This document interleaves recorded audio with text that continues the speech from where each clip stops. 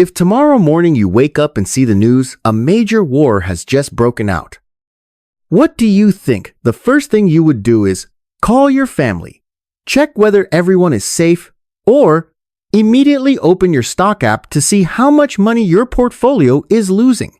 It may sound strange, but in the era of digital finance, the most common reaction is not running outside or looking for shelter. The most common reaction is opening an investment app, not because the war is happening in your living room, but because financial fear often activates faster than almost any other instinct. This is exactly where most of the biggest mistakes in investing begin. Look at how financial crises usually unfold. When a major geopolitical event happens, a war, a military conflict, or a global shock, the market almost always reacts the same way. Stocks drop sharply in the first few hours. The news turns red. Headlines like "Market Panic," "Global Crisis," "Collapse" appear everywhere. And within just a few minutes, millions of retail investors around the world begin doing the same thing, selling. The problem is that reaction is rarely based on data. It is based on emotion. In behavioral economics, this phenomenon is called panic selling, selling in fear and chaos. When humans face major uncertainty, the brain tends to search for a sense of control. Pressing the sell button creates an illusion that you are acting intelligently, that you saw something before everyone else had time to react. But in reality, that action usually happens at the worst possible moment. A well-known study by JP Morgan shows this very clearly. If you invested $10,000 in the S&P 500 index and held it for 20 years, that investment could grow to around $70,000. But if during those 20 years you missed only 10 of the market's strongest days, the final value would be only about half. What is notable is that most of the market's strongest days actually occur right after its biggest declines. In other words, the moment when the market scares you the most is often also the moment it is about to recover the most strongly. This is why many investors believe they are acting rationally when they panic sell during a crisis. But in reality, they are doing the exact thing that makes their long-term returns disappear. To understand this more clearly, imagine two identical investors. Both have the same investment portfolio, the same amount of money, and both read the same news on the same morning. When the Russia-Ukraine conflict began in February 2022, the global market reacted immediately. The S&P 500 index dropped sharply when the market opened. The first investor looks at the screen and thinks, "This situation is very dangerous. I have to get out before everything gets worse." He sells his entire portfolio that morning. The second investor also sees the same news, but instead of selling, she turns off the news, goes to work as usual, and keeps her portfolio unchanged. What happens next is almost a classic lesson of the financial market. After falling sharply in the morning, the market begins to recover within the same day. Not because the war ended, but because the initial uncertainty had already been absorbed by the market. Once the event has occurred, large investors begin to reprice risk and capital flows back in. The first investor sold at the bottom of fear. The second investor did nothing. In finance, sometimes doing nothing is the hardest decision, and also the right one. There is another factor that causes this mistake to repeat again and again: financial media. Not because the media wants to harm investors, but because their business model is based on attention. Bad news attracts attention more strongly than good news. When the market falls 2%, the headline is usually not a mild cyclical correction. The headline will be, "The market plunges." When words like crisis or collapse appear continuously, our brain begins to evaluate risk as greater than it really is. This creates a dangerous loop. News makes investors afraid. Investors sell. The market becomes more volatile. Then, the news has even more reason to talk about crisis. Meanwhile, institutional investors, those who manage hundreds of billions of dollars, often act in the opposite direction. They understand that short-term volatility is a normal part of the market. Instead of panic selling, they begin searching for opportunities to buy quality assets at lower prices. This is exactly the difference between investing based on emotion and investing based on data. If we look back at more than a century of financial market history, we will see a very clear pattern. Every crisis creates an initial period of panic. But after that, the market almost always recovers, not because the world suddenly becomes perfect, but because the economy and businesses continue to operate. And this is the most important question every investor must ask when a crisis occurs. Do you want to become the person who sells assets in fear, or the person who understands how capital really flows? Part 1: The paradoxical truth. The market does not collapse because of war. If you ask most people a very simple question, is war good for the stock market? Almost everyone will immediately answer no. The logic sounds very clear. War creates instability. Instability makes businesses struggle. And when businesses struggle, the market must decline. But financial history shows a far more complex picture. In many cases, the market does not collapse because of war. In fact, there are periods when it even grows strongly. To understand why, we need to look at how the market actually works. The stock market does not react to what is happening in the present. It reacts to expectations about future cash flows. When a major event occurs, what matters is not the event itself, but how it changes the flow of money in the economy. Let us go back to history. When World War II began, many people believed that the United States economy would fall into a deep crisis. Yet what happened was completely the opposite. During the war period, industrial production increased sharply. The unemployment rate dropped significantly, and government spending rose to levels never seen before. Automobile factories switched to producing tanks. Technology companies of that time began producing radar, communication systems, and military equipment. As a result, a large part of the economy was activated by wartime demand. Throughout that period, the Dow Jones Index did not collapse as many people expected. On the contrary, the market experienced a significant growth cycle as the economy was driven by military spending. The same pattern also appeared in many later conflicts. The Korean War, the Vietnam War, and many regional conflicts in the post-war era all show a similar pattern. The market may be highly volatile in the short term, but it does not necessarily weaken in the long term. Why does this happen? The reason lies in a very basic factor of macroeconomics, government spending.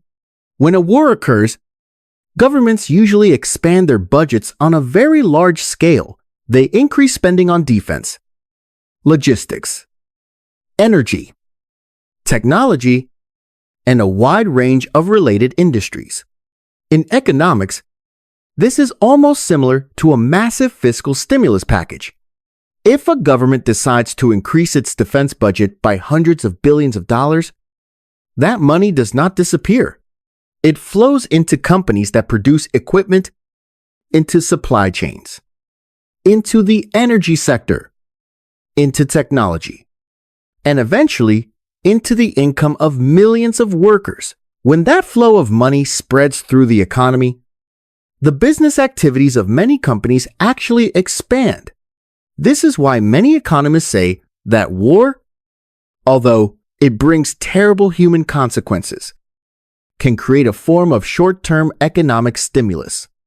This does not mean war is good, but it explains why financial markets sometimes react very differently from what our intuition predicts. Another factor that prevents markets from collapsing for a long time during war is the nature of the stock market itself. When you buy a stock, you are not buying the present of a company. You are buying the expectation of its profits many years into the future. Large investors understand that even if war creates short-term volatility, the global economy continues to operate. Businesses still produce. Consumption still exists. And technology continues to develop. This leads to an interesting paradox. The moment when the news appears to be the worst is often the moment when the market has already priced in most of the fear. Once the event has occurred and the level of risk begins to be priced more clearly, investment capital often returns. Looking at historical data after 1945, most major military conflicts create a familiar pattern. The market reacts negatively in the first few days because uncertainty increases sharply. After that, when information becomes clearer and governments begin implementing economic measures, the market gradually stabilizes and recovers. This leads us to an important conclusion that many investors often overlook. The market does not collapse because of war. The market collapses when the flow of money in the economy is disrupted. If war leads to a deep recession, a frozen financial system, and collapsing consumer demand, the market will react negatively in the long term. But if war only creates an initial psychological shock while the economic flow of money continues to operate, the market usually finds a way to adapt. And this is exactly the point that professional investors focus on. They do not only look at news headlines. They track government capital flows, monetary policy, and global supply chains, because those factors are what truly determine the long-term direction of the market. Part 2: When a crisis happens. Where will the money flow? After understanding the important truth that the market does not simply react to war, but reacts to capital flow, the next question a real investor needs to ask is not will a crisis happen, but if it happens, where will the money move? In finance, money always moves. According to a very clear logic, it seeks places that can protect value or generate profit in the new environment. And when the world enters a period of major instability, the structure of global capital flow often changes according to patterns that are fairly easy to recognize. The starting point of any investment strategy during a crisis is always liquidity. This is a factor that many individual investors ignore when the market is growing strongly, but it becomes extremely important when instability appears. Liquidity is not meant to generate profit, but to create the ability to react. When you have cash or highly liquid assets, you have the power of choice. You can remain stable when everything becomes chaotic. And more importantly, you have the ability to buy good assets when their prices drop sharply because of market panic. In every major financial crisis, investors who have liquidity are always the ones with the greatest advantage.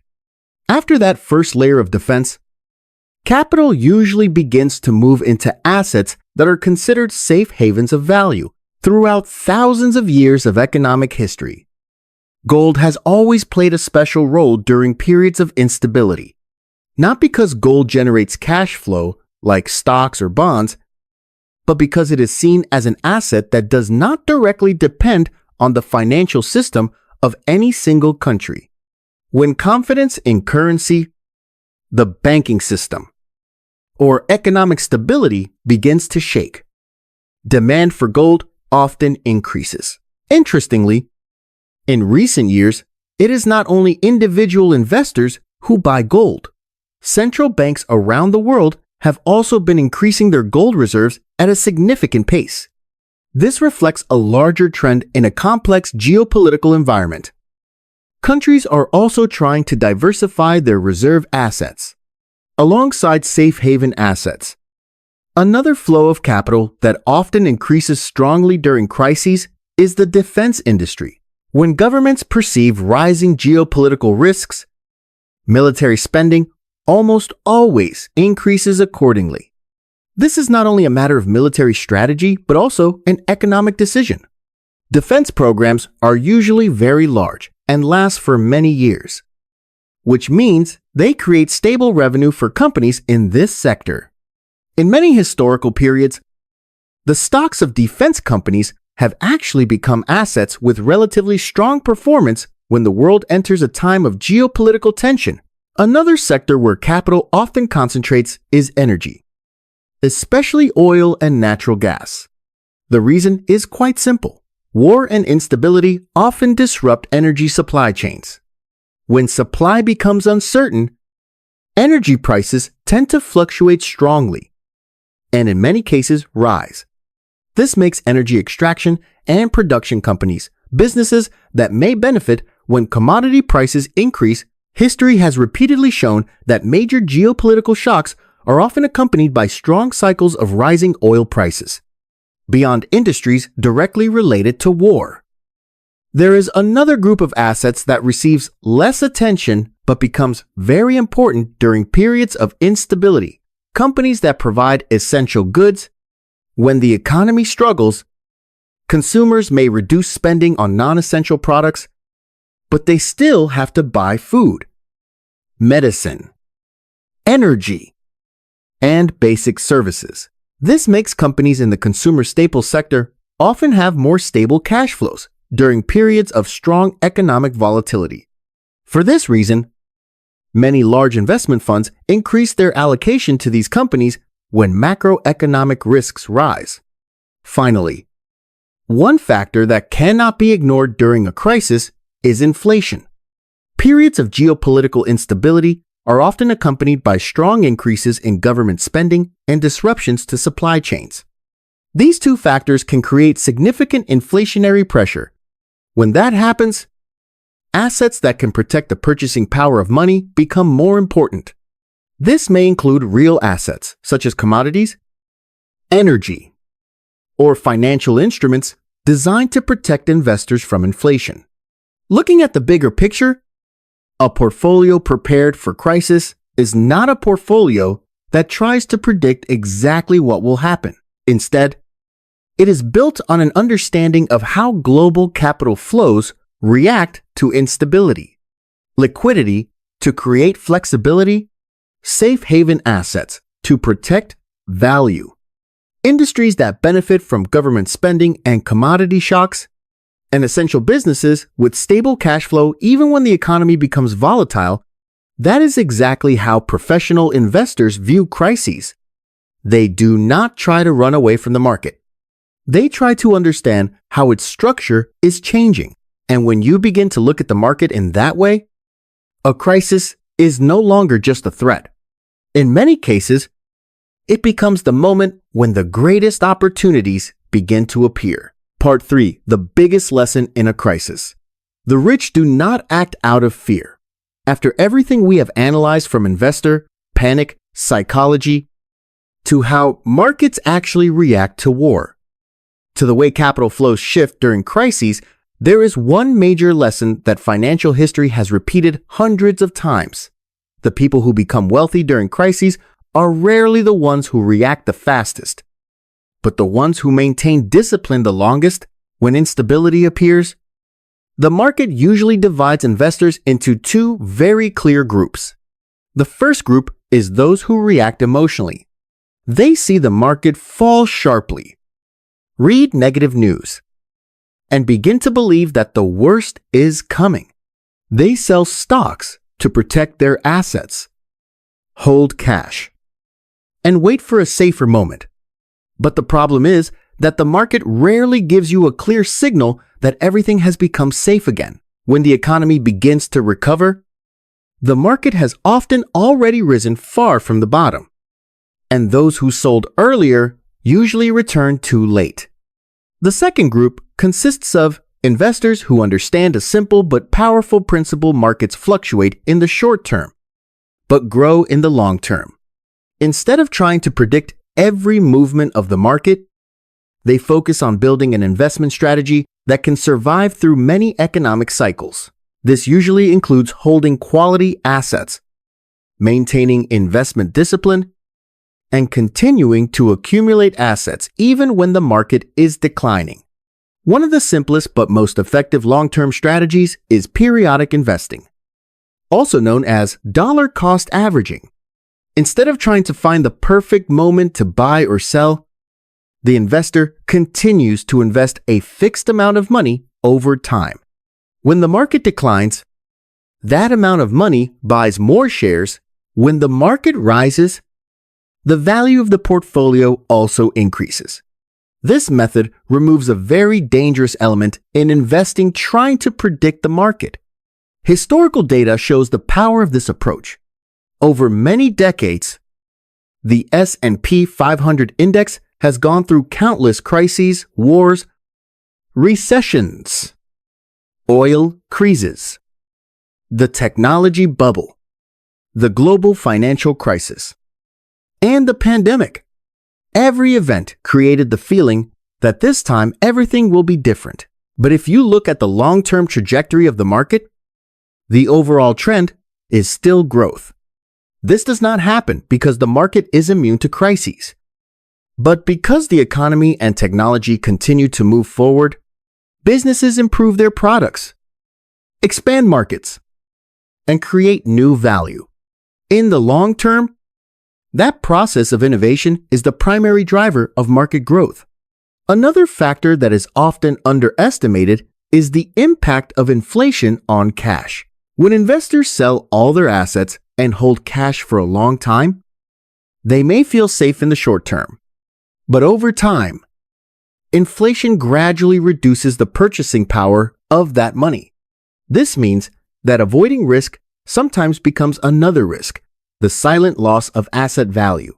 For this reason, many successful investors do not see crises as the moment to completely withdraw from the market. They see them as the moment to reassess their portfolios, strengthen investment discipline, and take advantage of opportunities when asset prices decline.